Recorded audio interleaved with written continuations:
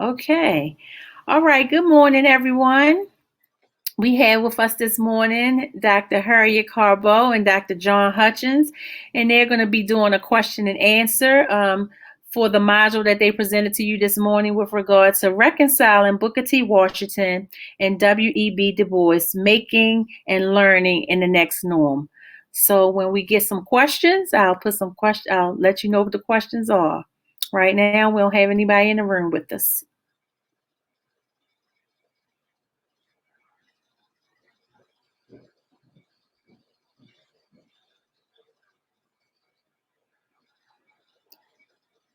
So I wasn't able to listen to the module because I was jumping back and forth in different other rooms trying to see their stuff. So since nobody is here to ask their questions, can y'all tell me a little bit about what it was that y'all were presenting in the session?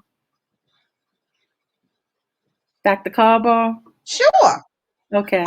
I shared information about looking at the constructs of Washington and Du Bois in the 21st century, looking at education today, starting with the P12 level all the way up to higher ed, looking at the domains of learning, of looking at cognitive, psychomotor, and affective. So when you look at those Mm-hmm. domains of learning, you have to make sure that you educate the whole child. No longer you just have your mathematics courses, your English, your science, your geography, but you have to add those other courses too to help students to use their skills. Um, Horn into the kinesthetic ways of learning. And then also you have to include the affective ways of learning, tapping into those attitudes, the ways of appreciating learning.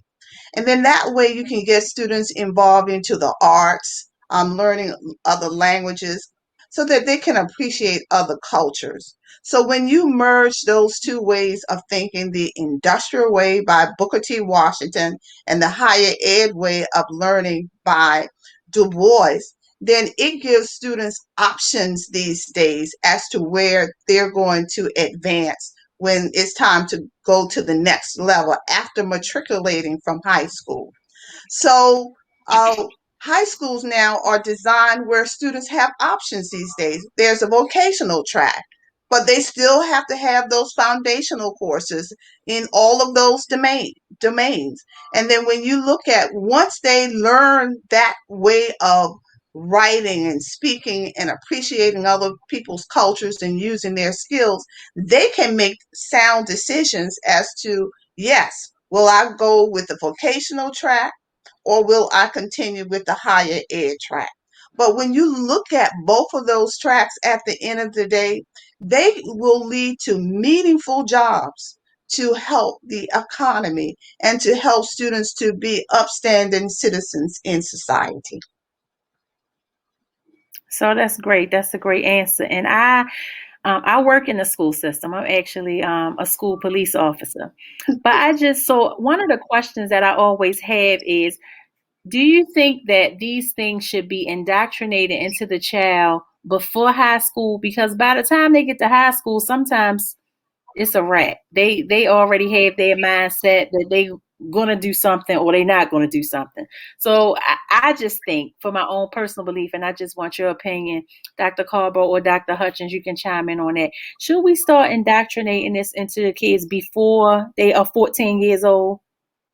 I concur with you. It should happen. That conversation should start very early, and parents should be those role models for their children, having those kinds of conversations and exposing them. One of the joys about learning today, we have technology.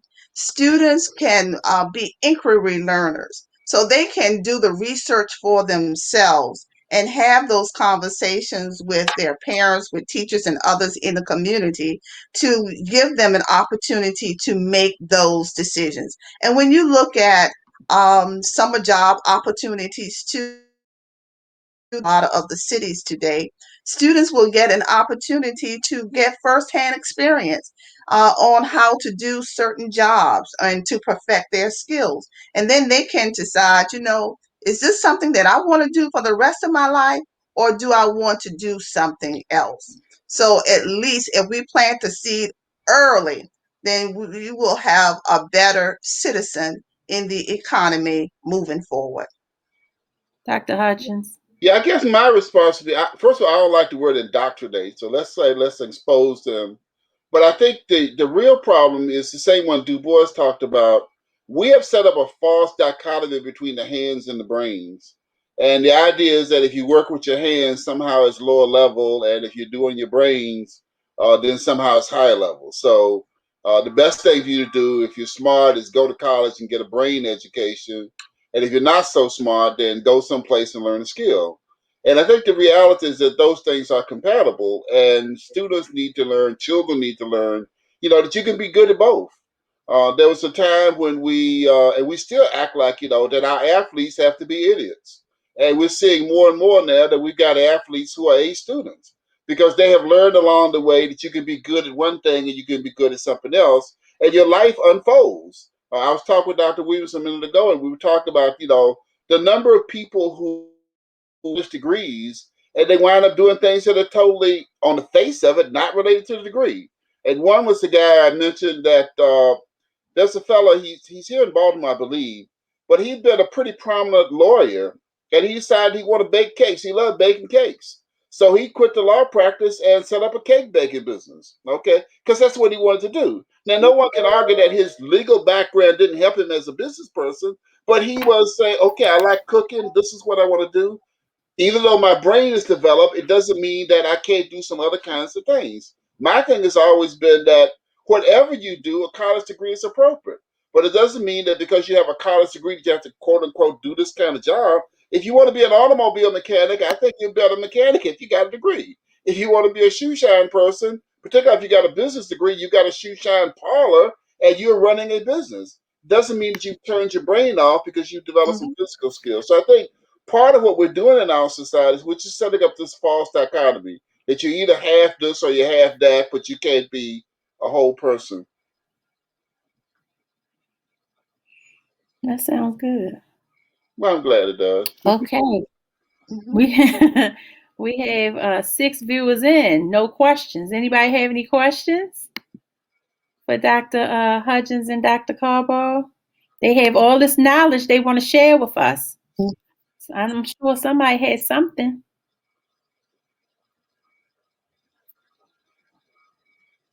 You have anything extra you want to add, Dr. Kargbo? Well, I do want to add that we should have options for students, especially on the high school level.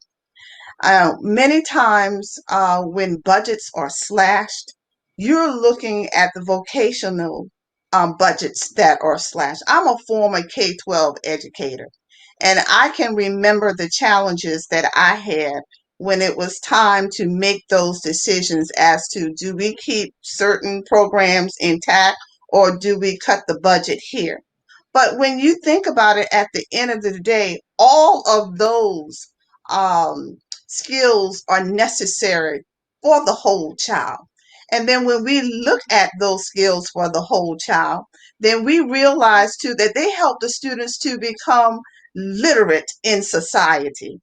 And just because you're on the vocationary paradigm doesn't mean that you're going to be shortchanged when it comes to those domains of learning. You still have to have those foundational courses. You still have to learn how to read and write and speak, know those soft skills and also those hard skills. So when you run your business, you will know how to write, you know how to articulate, and you will know how to be effective in your business. So, again, when you look at both paradigms, you still need those foundational courses in order to be literate and viable in society. And so, when you look at countries today who have a great handle on both of those paradigms, their literacy rates are very high. I wanted Hmm. to I agree with that. 'Cause Go ahead, Dr. Hutchins. Okay, I just want to take a track of this. Sort of might be hitting on your question, the one that's in the box, but the other dimension of the Washington Du Bois debate was Washington in his pursuit of economics and working and showing ourselves valuable, he gave up on the social equality thing. His whole Atlanta Compromise speech is that all things economic we can be together, but all things social we can be apart. And Du Bois insisted that black people had to be equal, they had to be treated fairly, and they had to be allowed to participate in any domain of society that they wanted to, particularly the political aspect of it. And at the end of the day, um, Washington, what Du Bois was able to say, and I said in my piece, the whole things of those things that happened after Washington died. Many people were successful with Washington's paradigm. They had learned skills, they had set up businesses, but because they were not a part of the political apparatus, we got Rosewood, we got Tulsa, we got white people on the rampage who really destroyed those economic gains. And I think today we get people to the notion, well, politics is for somebody else. That's what other people do. I just want to get a job. I just want to start my business. I just want to make a lot of money. But the reality is that part of being a business person is you got to participate in the political arena. And you got to do those things that will protect your business as well as promote your community. I can't say today, but I know in my day, most black business people depended upon black people as customers. Well, that means that any progress that's made in the black community adheres to your business. Okay, so if you are just gonna, bake your cakes and not be concerned about what's going on in City Hall, not be concerned about, police brutality and all those other things that are going on, you're kind of missing the boat. And I think at the end of the day, Du Bois was saying you got to be well rounded. Because you are a good blacksmith doesn't say that you're going to forfeit the fact that you're equal to this white person in a very racist society. Now, for Booker T, that might have been a practical kind of thing, but a lot of critics of Booker T, and I'm one of those, says that he kind of took that too far in terms of pushing it. And the fact of the matter is that there were a lot of people during his day, Ida B. Wells, Du Bois, and other people, who took issue with that. They said that yes, we can be economically viable, but we need to continue pushing toward social equality and social uplift for black folk. Because remember that we were talking about, 30, 40 years out of slavery in the middle of Jim Crow. And at that point, you can't say, well, white folks, if y'all want to call us inferior, we'll be inferior, but let us work for you. Du Bois would say, yeah, we're going to work, but you got to deal with our equality as well. And I think today we have to make sure we do both of those. Okay, very good. I have I hope I pronounced this name right. Amadou Koulibaly says, given the current conditions of many people of African descent in America, how important is it that reinforcing the notion of improvement, the social condition of Black people beyond the framework of equality, but in the interest of advancing the community? How can both philosophies of Du Bois and Washington be used in tandem as a part of a mission statement for advancing Black interests in America? Well, I think I alluded to that. You got to do both. We got to Okay. fight for our equality, our just rights. We're citizens, etc. We got to fight for that. At the same Okay. time, we got to be able to take care of ourselves economically. And the reality is, I think, from my perspective, and it's proven out, a lot of economic interests in this country have been perpetuated and built because people have political clout. I mean, we act like, that these multimillionaires in our are devoid of politics. Their hands are all over politics. And I think we have to say to black folk, we got to do both. Okay, there are any number of things. For example, I know that right now in the city of Baltimore, and as a matter of fact, the state of Maryland, people have fought to make sure that the state contracts with black businesses. That's political. Now, we got to make sure we got businesses over there capable of providing services and goods that the state can purchase. But unless you got that push over here politically, that opportunity for certain businesses is not going to be there. And then when we start talking about zoning and other kinds of things that affect where you can put your business, things that happen to your customers, obviously, if you are fighting for, let me give you a simple example that people are always fussing about, and that's the minimum wage. Okay. Obviously, if black folk are making $15 an hour and you're in business providing services, there are more people to buy your services. Okay, but if somehow you say, well, the whole minimum wage, that's not my thing, because I don't want to pay my workers over $7 and a quarter, and you get boxed into that, then you're kind of not helping your community. And I think the bottom line, and I'm going to stop on that, it's always a matter that helping your community is going to help your Help business. you. Yeah. You have anything to add to that, Dr. Carbo? Yes, to add on to what was just said, we have to also look at sustainability in our community and helping one another in our community. And we realize the way that we advance in society was based on education, and it was a value instilled in us. So when you have the education, then you can be able to articulate the needs for your business, the needs for the community, and be able to have that political voice as well. Because when you get to where you need to advance in society, you're not operating in a silo. You are working in tandem with your family, with the community, and with other businesses. And when you look at the way that we were educated, starting with the HBCUs, when doors were closed to us, we didn't sit down and say, oh, you know what, I don't need to get a higher education. You know, there were avenues for us to get an education. And look at the HBCUs today that are still thriving, helping us to be competitive to get those educations. When you look at what transpired in the South, I can tell a story because I am from South Carolina originally. And believe it or not, I experienced some of those Jim Crow laws that were in place. And I can remember, with the Brown versus Board of Education decision, what impact it had on me.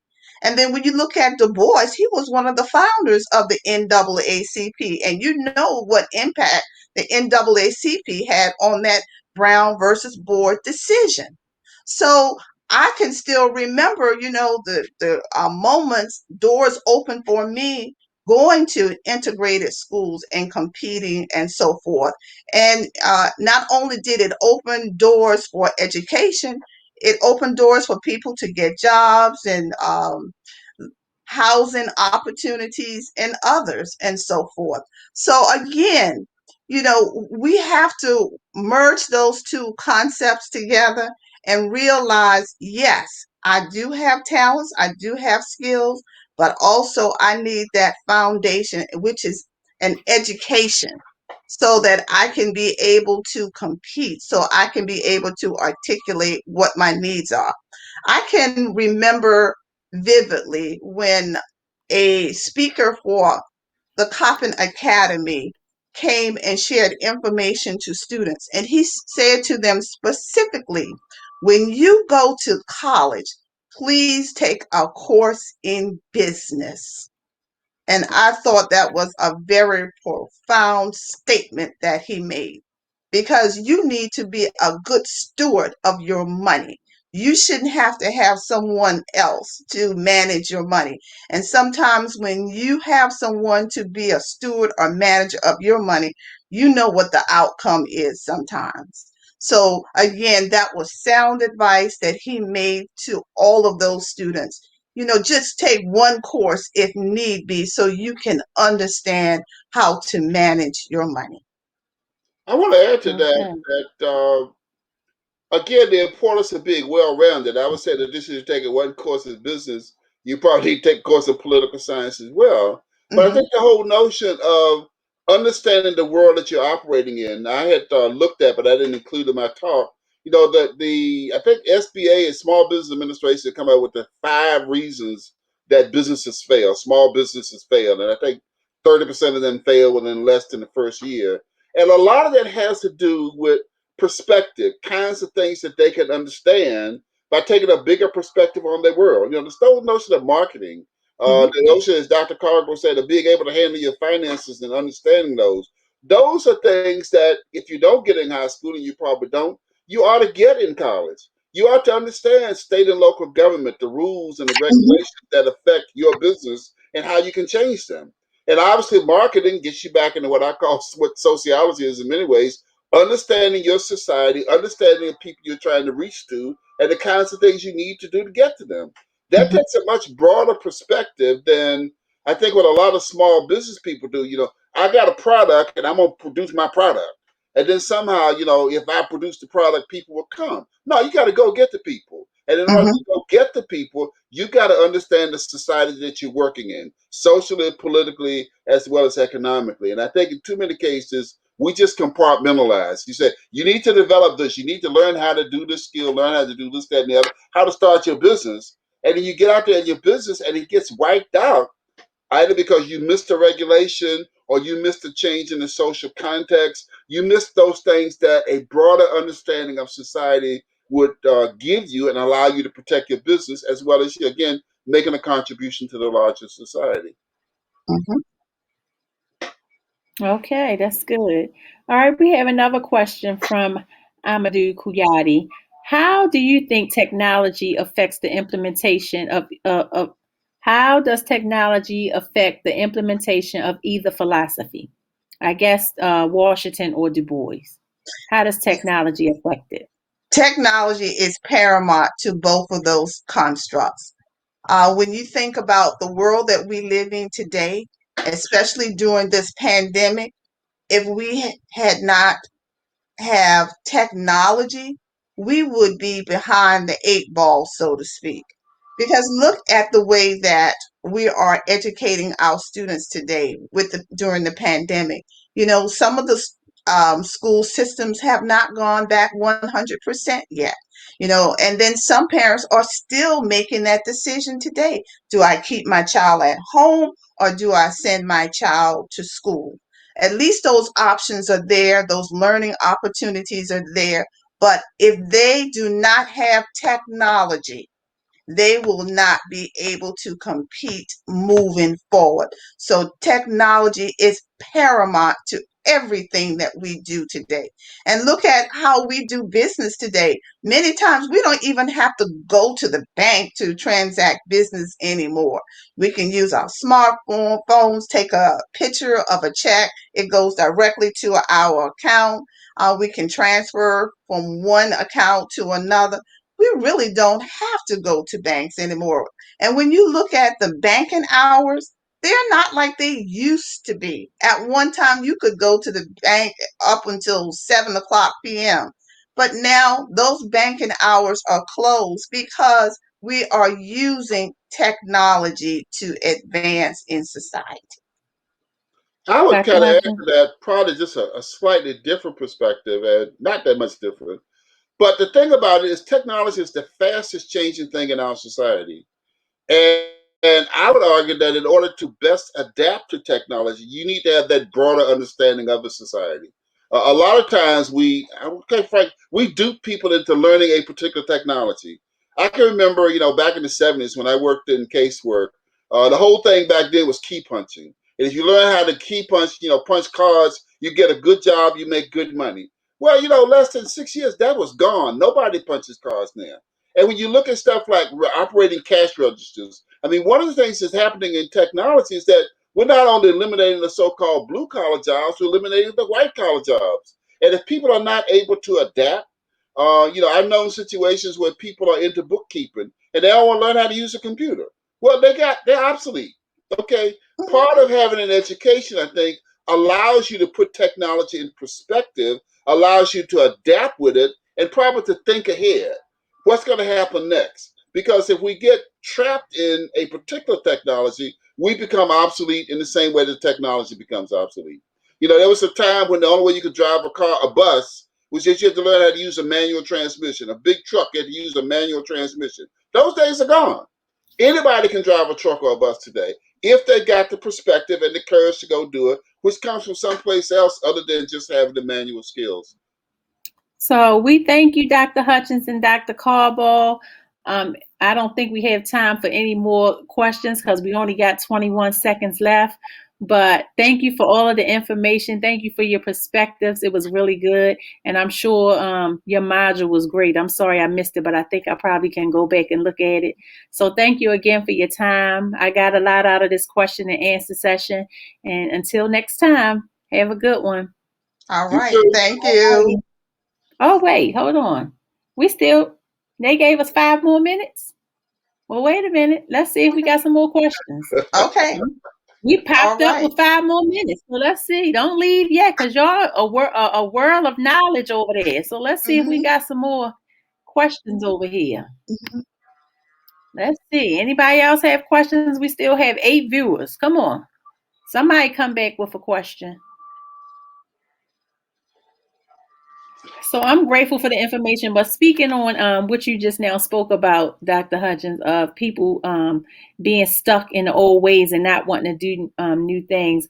I'm a member. I'm on the executive board of our union, and at the state level, I'm just on the local level. But at the state level, we have a treasurer who refuses to do anything electronically, no kind of technology. Everything he does, he an older guy, probably like in his 80s maybe, and he still do all the bookkeeping by book. Everything you have to Mm-hmm. turn is receipts. He refuses to change over, right? And so because he been there for 40 something years, they don't really bother him about it. They just let him do it. But it's going to be a mess for the next person who have to take his place, because Mm-hmm. it's so antiquated. Mm-hmm. So antiquated. So I mean, technology is taking over our world, and whoever don't want to get on the bandwagon, Mm-hmm. Mm-hmm. they're But gonna make again, a I think heavy in this hauling. particular case, and it sounds like this guy was probably trained as an exceptional accountant and doing things the way he did it. But the broader perspective allows you to understand the world you're in, and education gives you adaptability. That's the whole thing I tell folks. If you got a college degree, a good college degree, you'll never be unemployed because you understand your world and you understand how to navigate that world. Mm-hmm. Education, and I think we've got some problems again, even with college education, because we get people who think somehow when I get my degree, I'm educated. No, you got an opportunity to continue growing. And part of continuing to grow is to understand technology, to understand the changes in your society, and to understand how they can help you. And this particular guy, while it's working for him, I bet it's creating all kinds of problems for everybody else wherever he is. We got Yes, some situations, quite frankly, on campus where people are refusing to adapt. And they become a bottleneck. They just make it very difficult for everybody else. It gets us out of a situation where we're competitive with other institutions because they're going ahead doing things with modern technology, and we got people holding us back because they refuse to adapt. And in some cases, they got enough age, seniority, clout, so they don't have to adapt, but they wind up getting in everybody else's way. And you're right, the next person is going to catch a holy hell, but I bet the next person that comes in is going to have those technological skills to get that job. Mm-hmm. yes. Okay, look, we got another question. There, or maybe just a statement. There is a psychological aspect to running a business that may folks devalue or ignore. That make folks devalue or ignore. Mr. Bolden, professor at Coppin. There is a psychological aspect to running a business that may many folks devalue or ignore. Yeah, I'm sure it's supposed to say many. I agree, Professor. Yep. Mm-hmm. Mm-hmm.